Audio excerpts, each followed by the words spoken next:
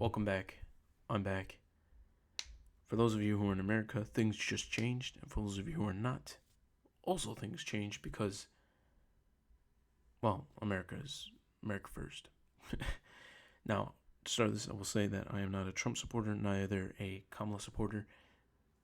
I was very undecided, and I spent a crap ton of time trying to figure out where I lied on these issues, and still I land in the middle, nowhere.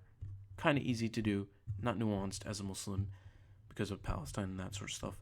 But as time progresses, all we observe and see is delusion. Delusion on both fronts. With this success of Donald Trump, there has been a great deal of conversation on the internet and a great deal of conversation with the people around us. After talking to people, asking people questions, people have gotten upset by the results. People have let this one thing change their entire life, change parts of their life. They are now a disaster because of this. It's a reason for them to be upset. And why? It's because this political ideology was within their identity. And this was a problem because when it gets disrupted, you are easily phased, you are easily taken advantage of. Now, we can look at the extremes of this, and we can see that this point is very clear. And then I'll try and translate it to beyond that, and how it's not just about political identity, that this is a problem everywhere, with everything. Now, if you look at an extreme Democratic supporter, as we pointed to before, that most Democrats are within the cities, or if you looked at the political map, you'd realize that all the Democrats are within the cities, and then in the rural areas there would be the Republicans, and that would sort of determine the color of the state. You can easily tell this. Go on Google, look up election map, and then click on the different states, and you'll see that blue is where the cities is. Anyways, Wisconsin is a very interesting area where I am, as it is very blue heavy within the city of Madison because of its the university and its draw to young people and those sort of ideologies, not just young people, but those people with sort of democratic ideas. And then in the areas around Wisconsin is very, very opposite. But if you looked at the extreme of both sides, if you thought of an extreme person on the Democratic side, you would think of someone who is a blue-haired, radical, feminist, weird person. And you can think of this person, as soon as you approach them with something they don't agree with, they go crazy. And that is because when you approach them with something that they don't stand by, you're questioning their identity, and that's when they become sensitive, fragile, and easy to touch, right? You can talk about transgenderism with someone who's on the far blue, far liberal side, and they would freak out, right? They lose all sense of rationale. We've seen it on the internet. We've seen it everywhere. And then on the opposite side, we have the Republicans, and you can think of a crazy Republican supporter as someone who's, hillbilly on the mountains, or in the mountains, weird, pedophile, kind of crazy man, wife beating, blah, blah, blah, misogynist person, right? These people exist on both ends of the extreme, and they're both viewed as crazy people. And that's what the other party always looks at. When you question someone on one half of the party, when you question someone in one political view, why do you support this view? They'll be like, blah, blah, blah. And then why do you support those things? They'll be like, well, those things are good, aren't they good? And then if you continue to question them, they'd switch to the other side and say, hey, that other side is crazy. I would never be on that side. So part of their defense comes from the fact that there's the idea of my people are better than your people. And it's not racist. It's not, it is an idea of tribes, right? If you think back to how things were back in the day, you'd understand that people were in tribes, essentially. You'd have people who are in one tribe would say that the other tribe sucks because they don't have what we have. They'd come up with some sort of superiority and be like, these are my people. In because they would have to defend their tribe. If this second tribe comes, we are better than you. We can take you out easily. Have this confidence, overcome their tribe, and from within your tribe, you have to have that. We're good because that positive identity would help spread growth.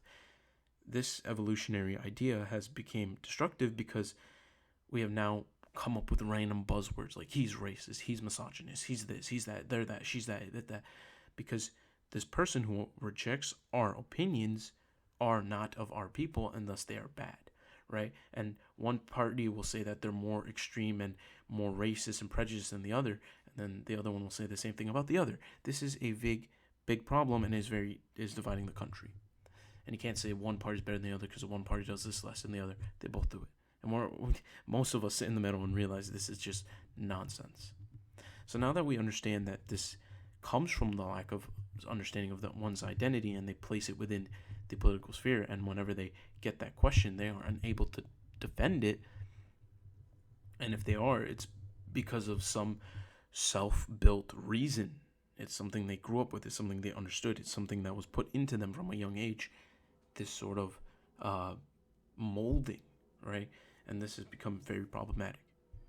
Now, this problem doesn't just lie with politics. This identity issue is within everything.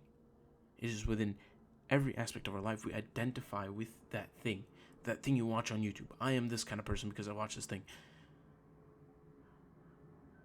The problem that we don't realize as us in the middle, us more normal people, is that this is also an issue. If you took all the things we identify with, for example, I'll say for myself, I watch car videos, and thus I call myself a car person. I eat healthy, thus I'm a person who associates with good health, and then I go to the gym. I associate myself with someone who is hardworking, blah, blah, blah. You put all these things in a ball, you shake it up, you hand it back to me, and you say, hey, you're none of those things. You suck, you're fat, you're weak, you don't know nothing about cars. I get deeply offended. I'd get deeply upset, and someone could easily manipulate, break me, destroy me because they have those group of things. So for most of us, it's a ball of these different things, and when you shake that thing up, that's when the problems come. So I'm going to ask you this one question. Are you going to wait for that time to come when all those things come into a ball, and you're going to let someone take all these things and put it in a ball and shake it up and throw it at you? Or are you going to actually solidify your proper identity? Are you going to actually figure out who you are and what that means, instead of some random go-to buzzword Democratic Republican bullcrap that we hear all the time? What are you going to do? And for those of you who respond that I want to make it right, I want to have the right identity, and I don't want to be someone who's fragile and shaken up like that to life and become weak and vulnerable like that, the trick is to associate your identity with the things you do, with your actions. Who are you but your actions? Seriously, your actions are a reflection of your mind. Your mind will tell your body what to do, and you'll do those things. And that mind is the mind, that decides what things are to do. That's the sense of identity. It is you. Your identity is you. That's common. Let's take a step back. Your identity is you. Your identity is who you call yourself. No, that's what we're told. Your identity is not who you call yourself. Your identity, that is a big issue. Your identity is not who you call yourself. Your identity is the things you do. I can say I'm one thing, but be the other. That's why I can be manipulated, because I say one thing, the other could be true, and someone can show me that the other is true, and thus I am not that thing, right? So the only proper thing you can associate identity with is the things that you do. You want to call yourself a Muslim, you want to say that you are a Muslim, pray. That's it. You can't just say I'm a Muslim and then go eat pork. How are you a Muslim then, right? And if someone says, oh, you're not a Muslim, you eat pork, you'd be like, no, I'm a Muslim. I was born a Muslim. My parents are Muslim. But by the definition, you're a lunatic. You're crazy, right? Are you stupid? You can't be a Muslim and eat pork. It's very clear when you think about it this way. Your identity can be easily manipulated if it's not aligned with the things you do. And if you want a strong identity, you assign it with the actual things you do and what that actually does in turn.